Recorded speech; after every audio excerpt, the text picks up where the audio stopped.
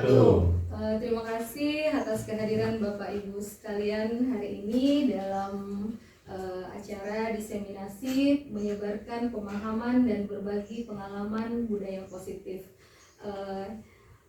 Ini merupakan tugas saya sebagai calon guru penggerak angkatan 9.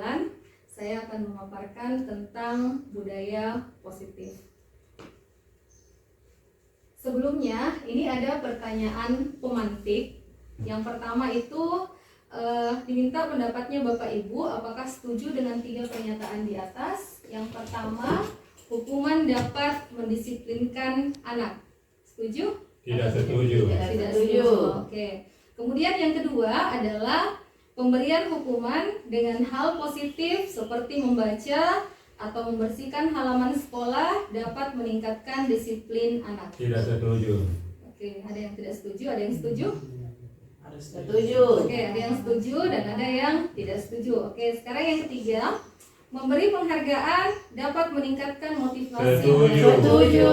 Oke, jadi kita setuju semua. Nah, nanti ketiga pertanyaan ini akan terjawab dalam diseminasi ini. Oke, selanjutnya ini adalah konsep inti dari budaya positif. Yang pertama yaitu adalah perubahan paradigma belajar, kemudian disiplin positif, kemudian nilai-nilai kebajikan, kebutuhan dasar manusia, motivasi perilaku manusia, posisi kontrol guru, keyakinan kelas, dan segitiga restitusi. Nah, dari ke-8 konsep inti ini ada yang baru Bapak Ibu dengar? Ada. Segitiga restitusi mungkin ya. Restitusi. Oke. Nah, mungkin ini segitiga restitusi sebenarnya kita mungkin sudah lakukan, tapi mungkin baru ditahu bilang oh ternyata namanya itu segitiga restitusi. Nah, kita lanjut. Nah, sekarang kita masuk di perubahan paradigma belajar.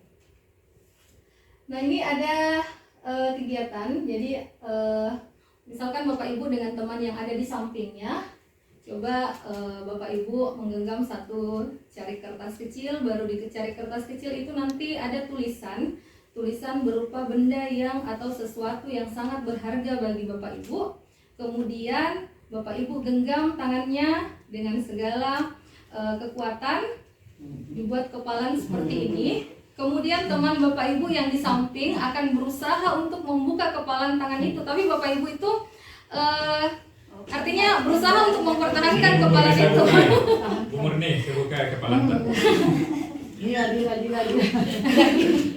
Jadi ceritanya itu kita pertahankan itu kepalan tangan tapi teman yang di sebelah itu berusaha untuk membuka kepalan tangan itu, apakah dengan cara membujuk, merayu, atau memaksa? Saya merayu saja. Menghabis. Jadi kira-kira apa yang terjadi Bapak Ibu? Apa yang akan terjadi? Apakah kepalan tangan itu bisa terbuka kalau Bapak Ibu sendiri mempertahankan kepalan tangan itu dengan kuat? Tidak bisa.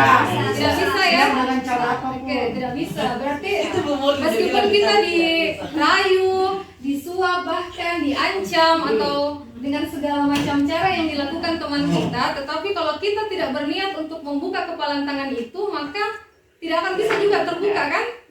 Nah, jadi seperti itu. Jadi intinya itu kita tidak bisa mengontrol orang lain. Yang bisa mengontrol kita itu hanya diri kita sendiri. Oke.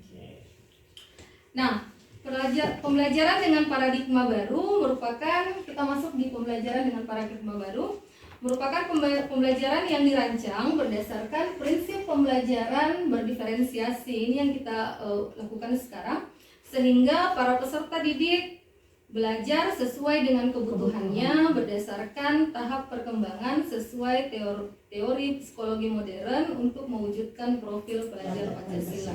Kita sudah tahu ini profil pelajar Pancasila karena sering sekali digaung-gaungkan. Ada 6 di sini, ada mulai dari beriman, bertakwa kepada Tuhan Yang Maha Esa, kemudian berkebinekaan global, bergotong royong, kreatif, bernalar kritis, mandiri. Nah, ini sebenarnya yang kita mau capai. Nah, kemudian ini ada miskonsepsi tentang teori kontrol. Jadi selama ini kita beranggapan bahwa guru itu bisa mengontrol murid. Kemudian bahwa semua penguatan positif, efektif dan bermanfaat. Iya, artinya itu Bu, dikontrol Ki. Jadi guru itu mengontrol siswanya harus seperti ini. Iya. Iya, ternyata. Praktekkan dulu umur nih. Masuk ya. Jadi ilustrasi bahwa kritik dan membuat rasa bersalah mampu menguatkan karakter. Ini ilusi bahwa orang dewasa berhak memaksa. Artinya selama ini kita beranggapan bahwa kita sebagai orang dewasa ini berhak untuk memaksa anak-anak berbuat sesuai dengan keinginan kita, seperti itu. Nah itu ternyata konsep yang tidak benar. Ini umur nih tadi Nah napaksa kan. kemudian ini ada mengubah paradigma dari stimulus respon ke pendekatan teori kontrol. Nah misalnya yang pertama itu realitas, artinya kita merasa bahwa kebutuhan kita sama, ternyata kebutuhan kita berbeda. Kemudian yang kedua, semua orang melihat hal yang sama. Ternyata setiap orang itu mempunyai gambaran yang berbeda. Nah, selama ini kita menganggap bahwa kita mencoba mengubah orang agar berpandangan sama dengan kita. Nah, ini kita ubah menjadi kita berusaha memahami pandangan orang lain terhadap dunia. Artinya kita memahami juga pandangan orang lain, bukan memaksa kehendak kita. Kemudian yang selanjutnya adalah perilaku buruk dilihat sebagai suatu kesalahan. Ternyata yang benar itu bahwa semua perilaku yang dilakukan itu pasti punya tujuan yang baik ataupun yang buruk. Kemudian orang lain bisa mengontrol saya. Ternyata tidak seperti itu. Hanya kita yang bisa mengontrol diri kita sendiri. Sama seperti ketika mau membuka tadi kepalan tangan teman. Teman tidak akan bisa memaksa kalau kita tidak mau. Begitu juga siswa-siswa kita sebenarnya.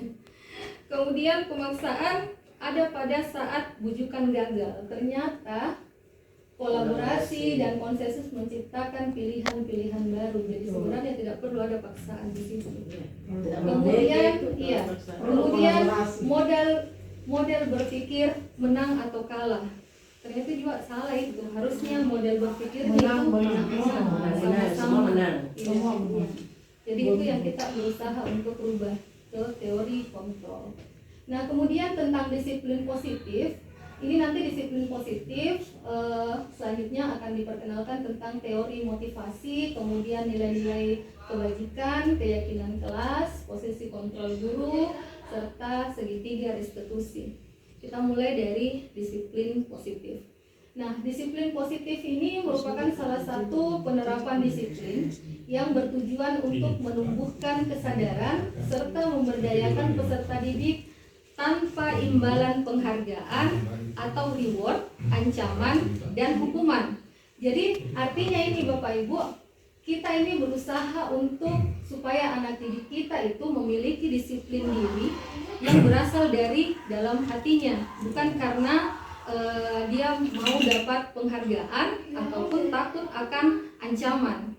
Nah, yang terjadi sekarang, misalkan takutnya anak-anak tidak mau datang terlambat cepat-cepat karena takut akan hukuman. Nah, sebenarnya itu yang harus ditumbuhkan ke anak-anak itu bahwa rasa disiplin yang ada dari dalam dirinya sendiri, bahwa memang dia tidak boleh terlambat, harus datang tepat waktu. Iya, seperti itu. Nah, disiplin ini mengacu pada nilai-nilai kebajikan. Nah, kemudian ini ada nilai-nilai kebajikan. Nilai-nilai kebajikan contohnya kalau di profil pelajar Pancasila itu bisa kita lihat di atas. Kemudian berdasarkan IBO, kemudian keterampilan hidup dan life skill, ini yang disebut dengan nilai-nilai kebajikan. Nah, nilai-nilai kebajikan inilah yang sebenarnya harus kita tanamkan ke diri peserta didik kita di sekolah. Kemudian kebutuhan dasar manusia. Kebutuhan dasar manusia di sini adalah segala sesuatu yang kita lakukan untuk mendapatkan apa yang kita inginkan. Seluruh tindakan yang kita lakukan memiliki tujuan tertentu, dan semua usaha terbaik yang kita lakukan dalam rangka agar kebutuhan dasar kita bisa terpenuhi dengan baik. Nah, bukan hanya siswa atau Bapak Ibu, kita juga masing-masing memiliki kebutuhan dasar manusia. Dan kita akan selalu berusaha untuk mendapatkan apa yang menjadi kebutuhan kita. Kita lihat dulu kebutuhan dasar manusia itu ada 5. Yang pertama yaitu bertahan hidup, makanan, pakaian, tempat tinggal, keamanan, kesehatan. Kemudian kasih sayang dan rasa diterima. Nah, ini yang penting sebenarnya yang terjadi di sekolah. Jadi kita itu memang sebagai manusia kita perlu itu yang namanya rasa diterima, dipedulikan oleh sesama, berbagi, bekerja sama, itu semua perlu. Kemudian yang ketiga adalah penguasaan. Penguasaan ini adalah harga diri, keinginan untuk tanggap, dianggap, memimpin, berprestasi, diakui dan didengar. Ya. Kemudian kebebasan. Kebebasan ini kita semua membutuhkan ini, yaitu mandiri berdasarkan pilihan, mencoba hal baru, mampu mengendalikan arah dirinya. Kemudian kesenangan. Kesenangan ini kita butuhkan semua Bapak Ibu supaya tidak terlalu serius. Ada namanya bermain, humor, antusias. Tidak, saya tidak pernah stres besti. Kita gitu. Jadi sedikit bebas.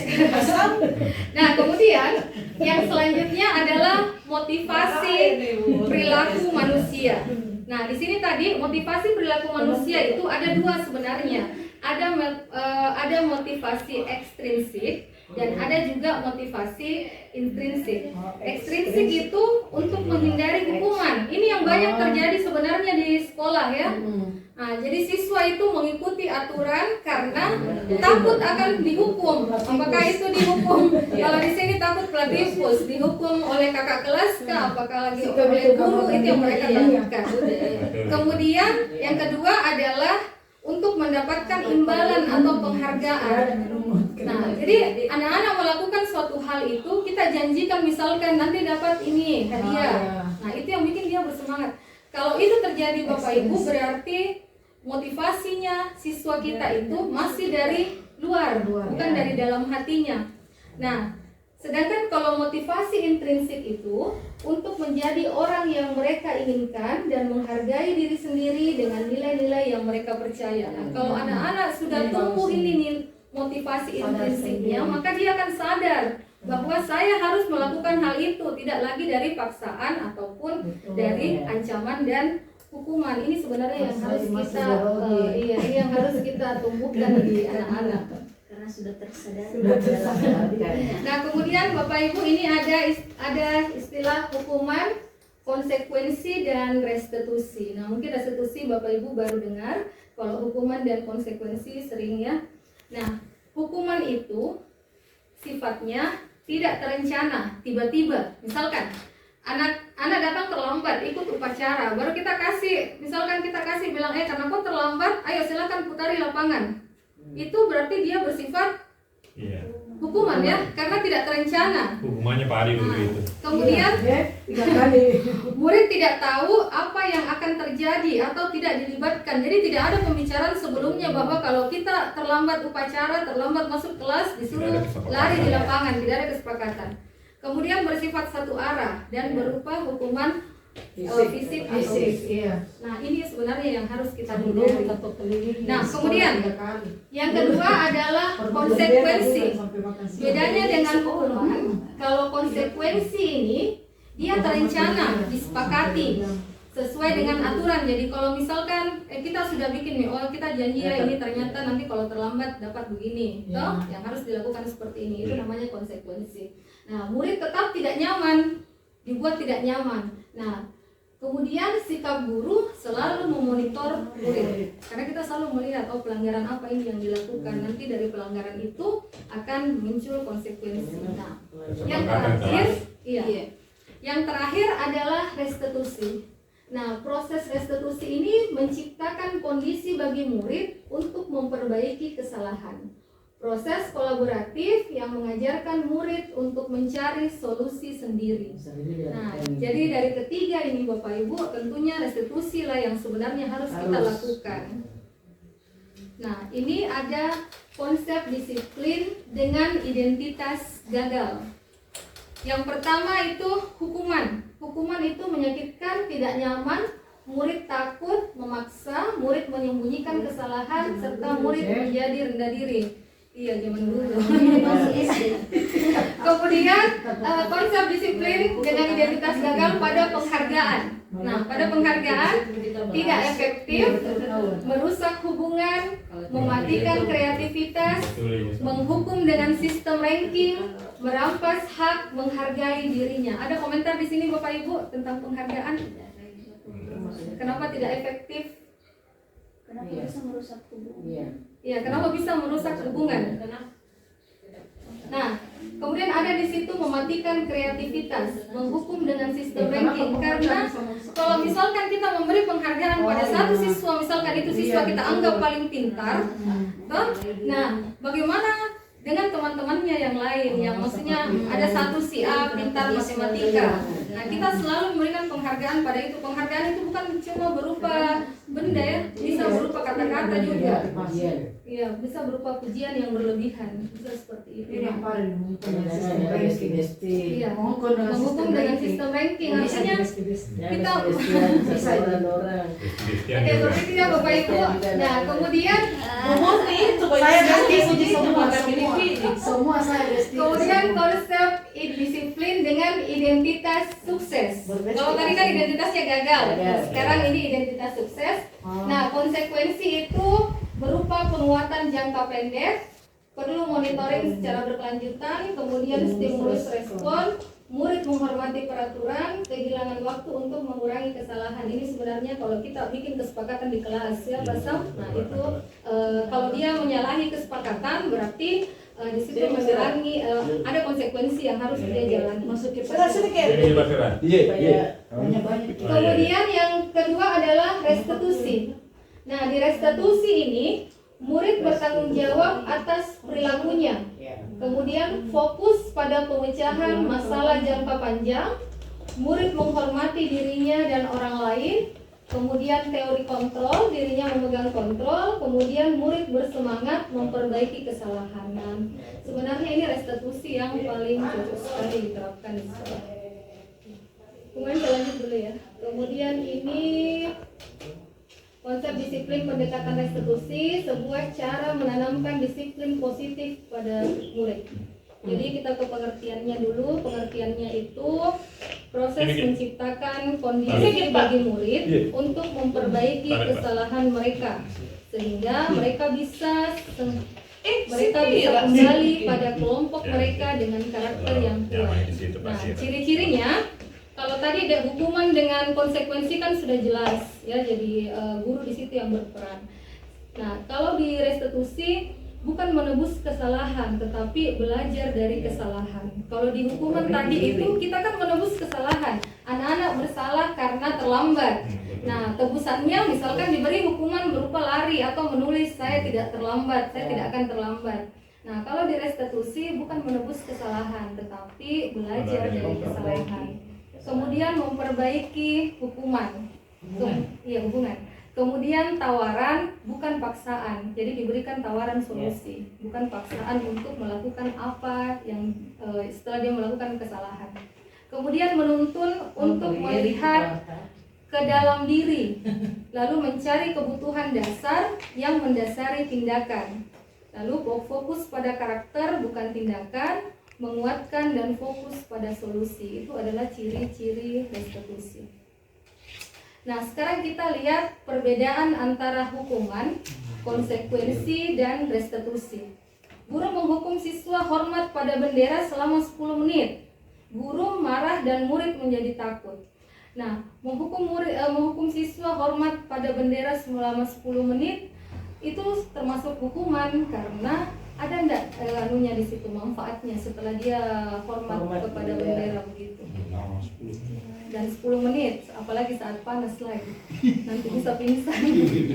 Tidak disuruh lagi hormat, tapi banyak cemara sama temannya, kakaknya. Nah, sekarang kalau konsekuensi, guru memberikan konsekuensi untuk mengerjakan PR-nya saat istirahat atau dikerjakan sebanyak berkali lipat. Guru tegas dan siswa menghormati peraturan. Kalau konsekuensi tadi kan sudah ada kesepakatan sebelumnya antara guru dan siswa, tidak dilakukan secara satu pihak. Kemudian kalau restitusi, Nah, ketika siswa mengalami masalah, misalkan terlambat, guru tanya dulu, kan ada keyakinan kelas yang dibuat sebelumnya. Guru tanya dulu apa masalahnya, ditanyakan dulu keyakinannya. Kemudian nanti siswa akan menghormati dirinya dan orang lain, seperti itu. Nah, kemudian ini ada 5 posisi kontrol guru. Yang pertama sebagai penghukum, kemudian pembuat rasa bersalah, kemudian sebagai teman, pemantau, dan sebagai manajer. Nah, nanti kita lihat selama ini sebenarnya kita ada di posisi yang mana. Nah, sebagai penghukum, misalkan ibu atau bapak bilang patuhi aturan sekolah, lalu berdiri di depan kelas.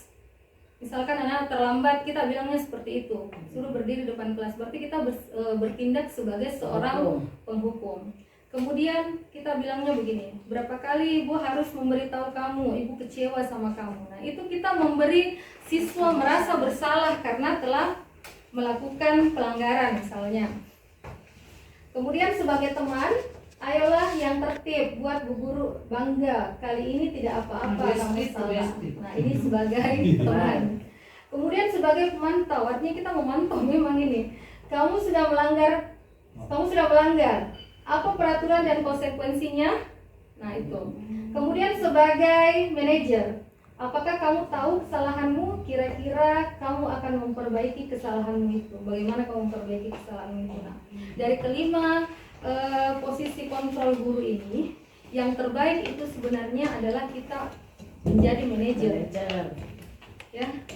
Nah, selama ini sebelum saya mengikuti pendidikan guru penggerak ini, saya merasa bahwa banyak sekali hal-hal baru yang saya dapat di program ini. Banyak sekali saya rasa kesalahan saya atau tindakan saya yang selama ini saya salah dan tidak seharusnya.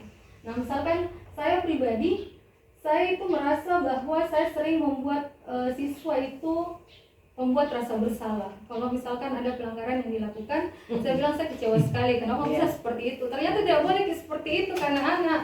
Kemudian sebagai pemantau juga, itu sering saya lakukan dulu. Nah, sekarang saya berusaha bagaimana untuk bisa menempatkan diri sebagai seorang manajer. Jadi kita cari tahu dulu sebenarnya, karena setiap tindakan pasti ada sebabnya. Kita cari tahu dulu, kemudian kita cari solusinya. Bagusnya semua ikuti sebenarnya juga mas. Nah, ini tadi baru ini tadi posisi kontrol guru. Nah, kalau saya kecewa sekali dengan kamu, ini termasuk apa? Termasuk posisi Rasa bersalah. ya, membuat rasa bersalah. Nah, kamu tidak pernah benar melakukannya. Hukuman. Apa itu? Kan posisinya ada 5 tadi. Nih, membuat rasa bersalah. teman ada pemantau juga. Nah, apa rencanamu untuk menyelesaikan masalah ini? Nah, itu sebagai manajer. Ayolah lakukan demi Bapak Ibu. Teman. Teman. Nah, kamu tidak pernah mendapat nilai jika tidak mengerjakan tugas. Hukuman itu apa tadi? Pemantau. Dia beri hukuman. Hukum ya? Iya, hukuman ini. Hukuman ini nilai. Iya. Hukum. Nah, kemudian kita sudah pahami tadi itu posisi kontrol Bapak Ibu. Jadi kita berusaha untuk menjadi seorang manajer bagi siswa-siswa kita di kelas. Jadi usahakan untuk mencari dulu fokus masalahnya seperti apa, kemudian kita mencari solusi penyelesaian dari masalah, tidak langsung menghukum atau menghujat anak-anak seperti itu. Nah, kemudian ada istilahnya keyakinan kelas. Kenapa mesti keyakinan kelas? Kenapa bukan peraturan kelas? Ya. Nah, mengapa tidak peraturan saja? Kenapa harus keyakinan kelas? Yang pertama, mengapa kita memiliki peraturan harus menggunakan helm bila mengendarai kendaraan roda 2? Kemudian, mengapa kita memiliki peraturan 3M menggunakan masker, mencuci tangan, dan menjaga jarak 1,5 meter? Mengapa kita memiliki peraturan harus datang tepat waktu pada saat mengikuti pelatihan? Nah, sering kita alami.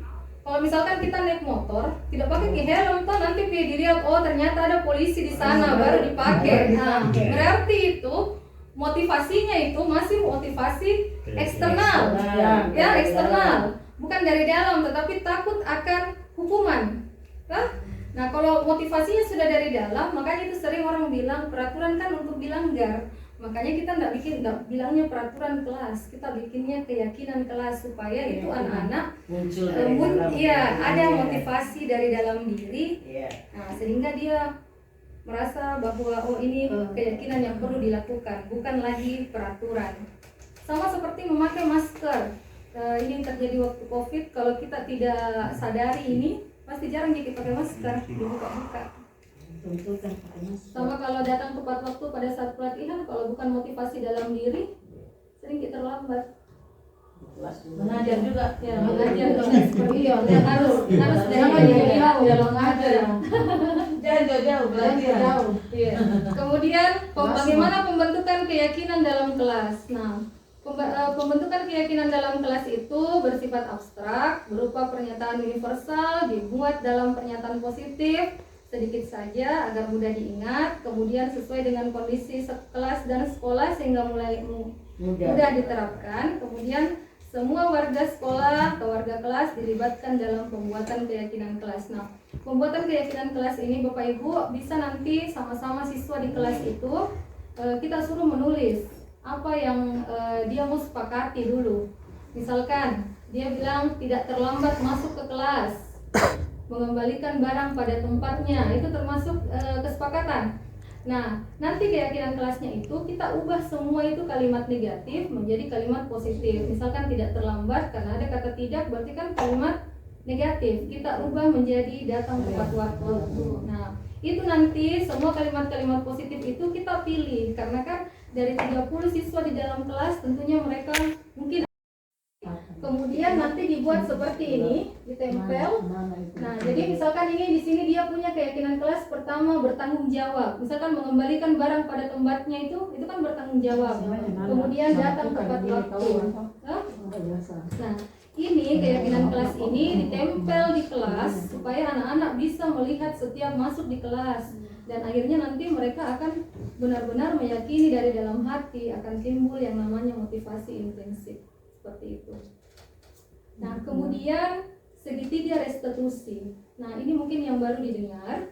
Segitiga restitusi ini adalah suatu dialog yang dijalankan oleh guru agar dapat menghasilkan murid yang mandiri dan bertanggung jawab. Ada 3 tahapannya. Yang pertama itu adalah menstabilkan identitas, kemudian validasi tindakan yang salah, dan menanyakan keyakinan. Kita lihat prosesnya. Saya sudah lakukan ini di kelas 10.3, sebentar saya kasih lihat videonya. Yang pertama adalah menstabilkan identitas. Nah, ini dibuat berdasarkan prinsip membuat kesalahan adalah bagian dari proses pembelajaran. Jadi kita tidak langsung kayak bilang, mungkin selama ini kalau anak buat salah kau mentong begitu. Nah, ternyata tidak boleh. Iya, selalu begitu. Ternyata tidak boleh. Ternyata itu kita tidak boleh bilang begitu. Kita bilang ke anak, oh berbuat salah itu wajar. Tidak ada manusia yang sempurna. Ibu bapak juga pernah melakukan itu. Ibu bapak tidak mau mencari siapa yang salah, tetapi mencari solusi dari masalah ini. Kamu berhak begitu. Ini namanya menstabilkan identitas. Jadi ketika kita panggil anak-anak tidak langsung dibilang, kenapa kamu lakukan itu? Kau mentong, bikin gara-gara lagi. Kau capek itu. Iya, jadi Itu terus. Jadi itu menstabilkan identitas. Besti. Kemudian yang kedua adalah validasi tindakan yang salah. Ini berdasarkan prinsip setiap perilaku berupaya memenuhi suatu kebutuhan tertentu. Nah, ini kembali tadi ke kebutuhan dasar manusia. Misalkan anak-anak temannya lagi membersihkan, pergi duluan Ki. Nah, berarti itu kan dia butuh kebebasan, Pak. Dia mau bebas dari tugas yang dilakukannya.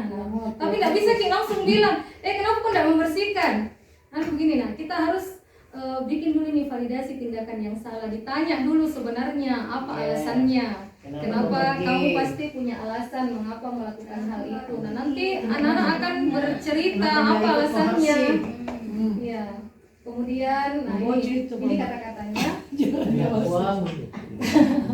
Kemudian yang terakhir adalah menanyakan keyakinan.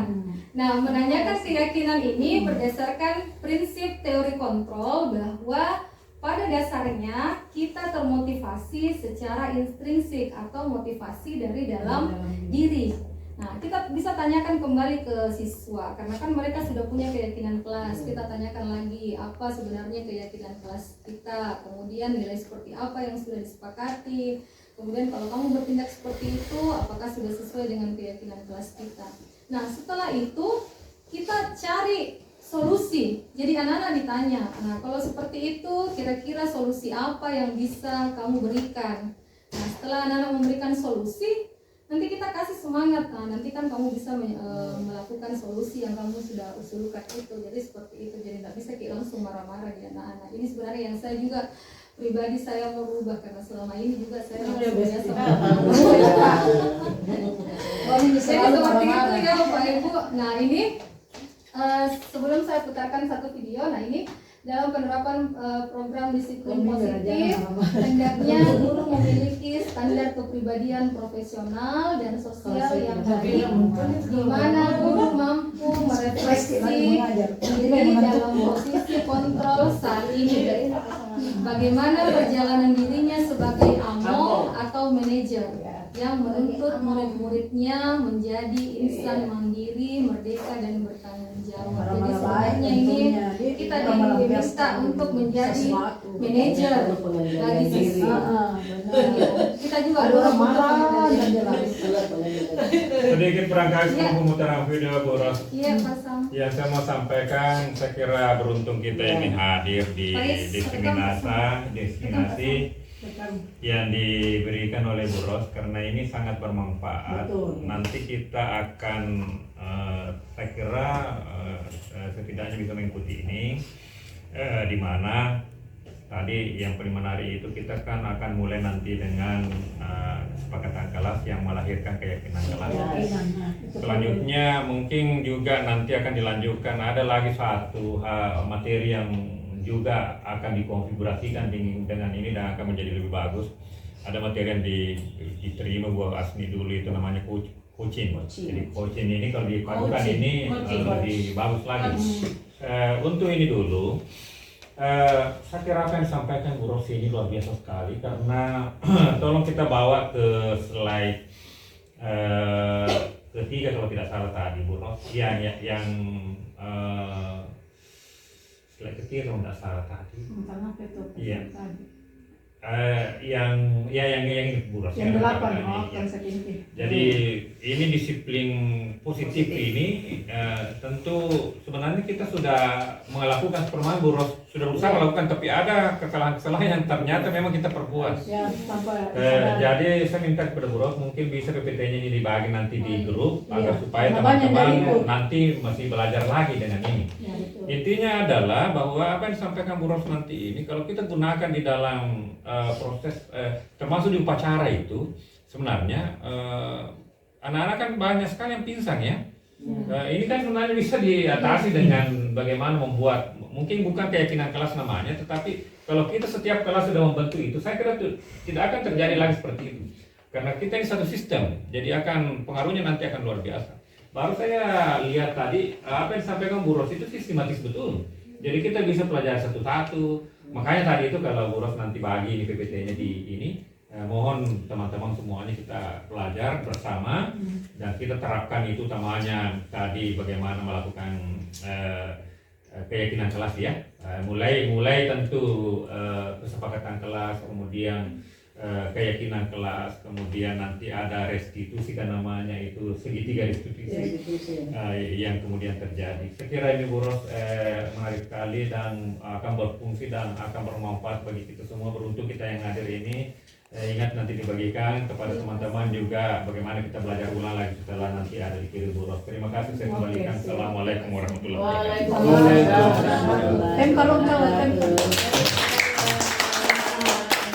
Ini ada contoh segitiga restitusi yang saya lakukan. Ini sebenarnya kan ini yang saya lakukan di siswa.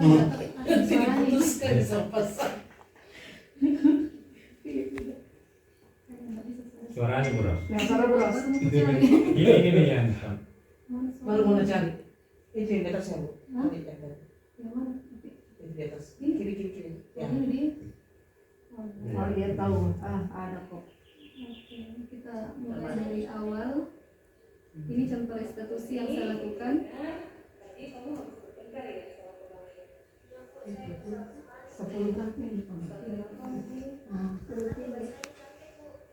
Nah, di sini adalah proses menstabilkan identitas.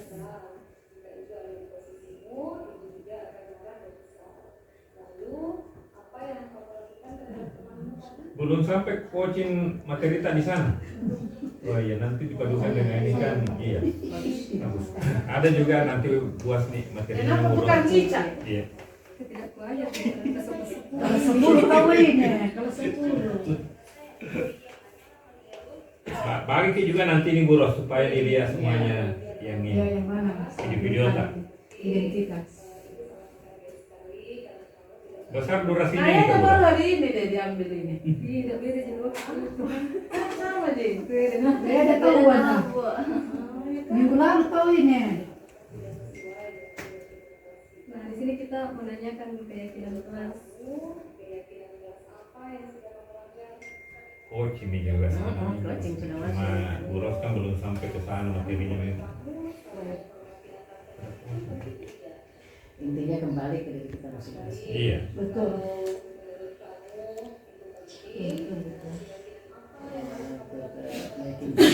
Mana tahu siapa dirinya sebenarnya.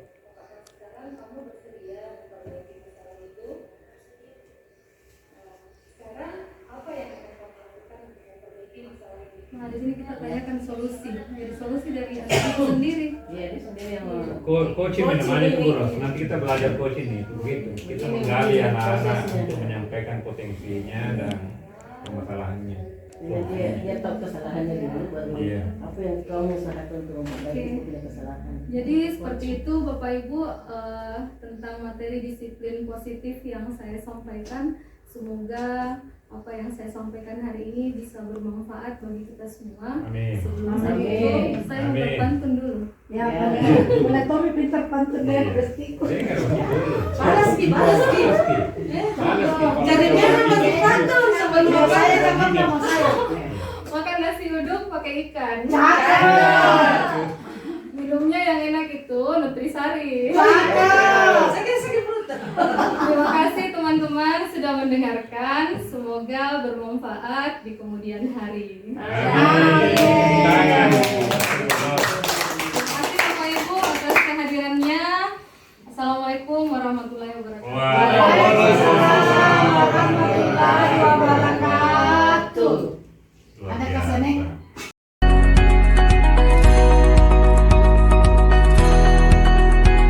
Assalamualaikum warahmatullahi wabarakatuh.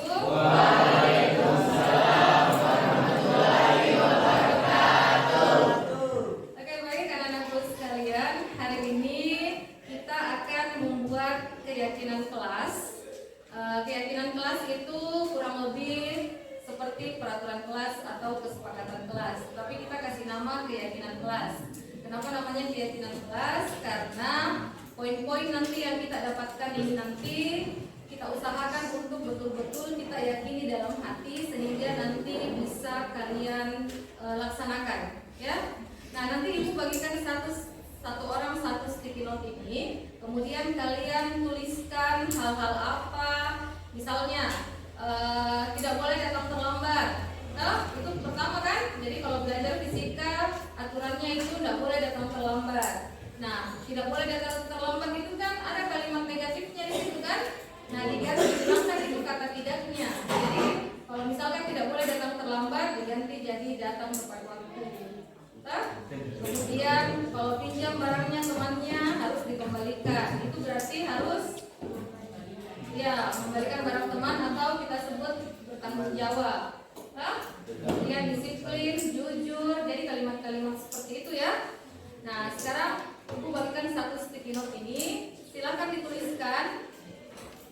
Biasanya kan ini kan ada 30 nih satu kelas. Nah, dari ke sebanyak ini mungkin saja ada yang sama yang ditulis, nggak masalah Ji. Nanti kita kumpulkan, kita tempel, yang sama itu kita gabung, ya.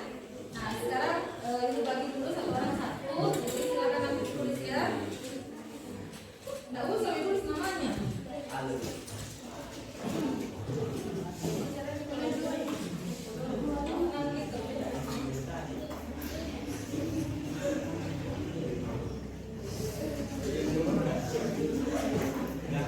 Dia mau panggil kali cara bagi-bagi kertasnya.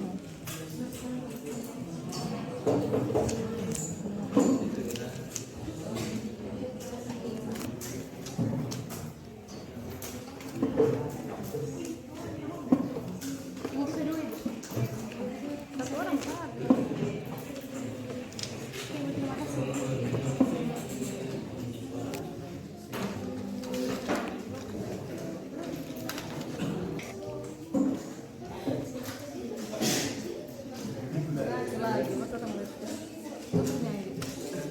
Semua dapat kertasnya? Ya, sekarang silakan dituliskan satu kata. Iya, satu saja. Satu kata saja. Oh, enggak apa-apa jadi. Iya, tuliskan yang akan menjadi keyakinan kelas kita. Anggap kita ini mau bikin satu kelas impian. Jadi kan kalau kelas impian itu apa-apa yang harus ada di situ kan? Nah, silakan dituliskan kalau sudah tempel berapa? Ibu, tolong satu. Tulisan tolong satu. Pasti main menulis pura-pura kali gitu. Belum jadi tulis. Jangan dulu. Ya.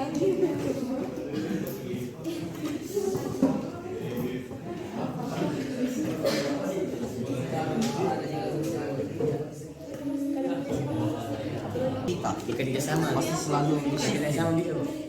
Iya, tulis.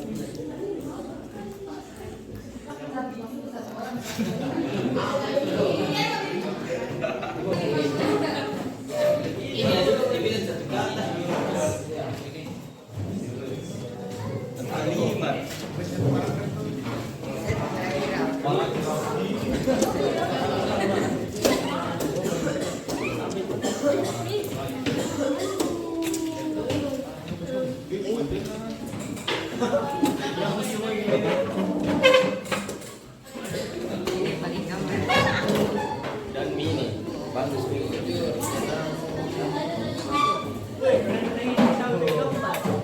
Akhirnya mau balik Yusuf.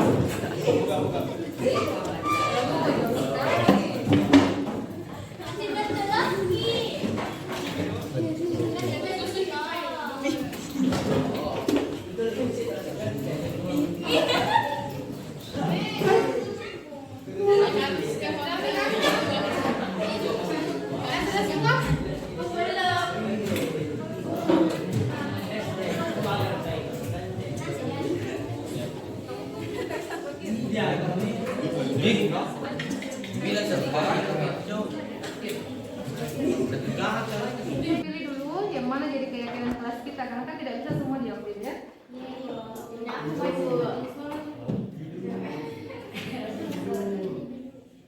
Apa ini? Ibu yang besar HP-nya. Ibu yang ada yang lebih semuanya. Yang besar HP-nya. Bibi yang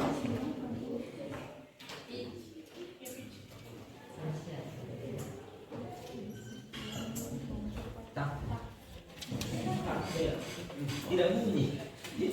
Kertas berapa?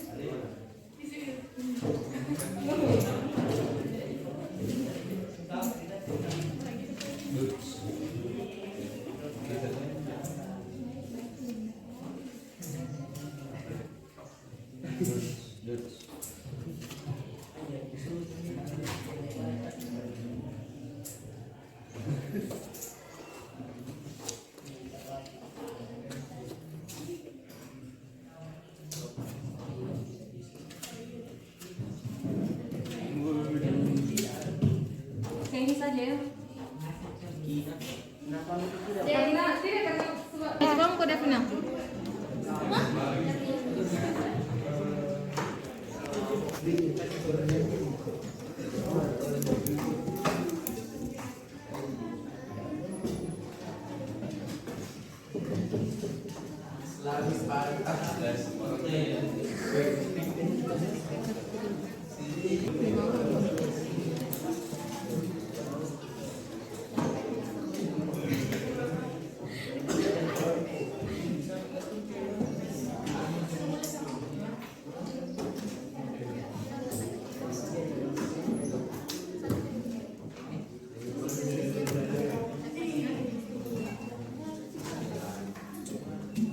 Lanjut.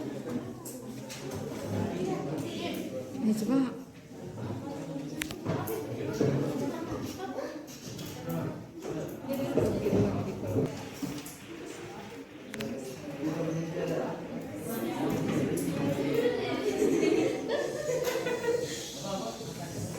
Oke, sudah minggu. Ketemu deh. Assalamualaikum warahmatullahi wabarakatuh. Perkenalkan nama saya Andi Ainiful Faula dari kelas 10 Assalamualaikum warahmatullahi wabarakatuh. Perkenalkan nama saya Muhammad Faiz Islami Iza dari kelas 10 Assalamualaikum warahmatullahi wabarakatuh. Nama saya Makfira Ramadhani dari kelas 10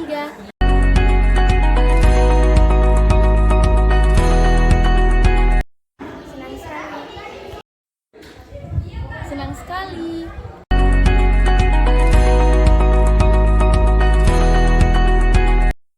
dapat membuat kita lebih disiplin.